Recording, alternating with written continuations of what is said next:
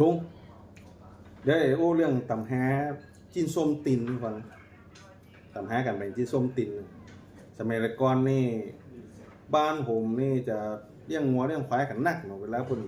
ข้างงัวข้างควายไปมาแป่งจิ้นส้มเป็นจิ้นส้มตินก็ใส่เกลือใส่หอมใส่อันข้าวนึ่งนะไฟมักเผ็ดกับใส่พริก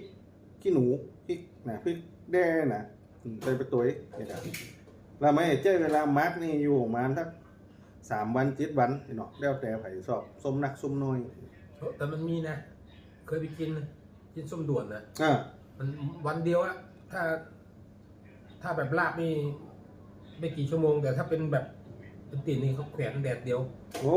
แดดเดียววันเดียวได้กินนะผมบ้านผมนี้ดวนหรือนั่นมันมีอ่ะ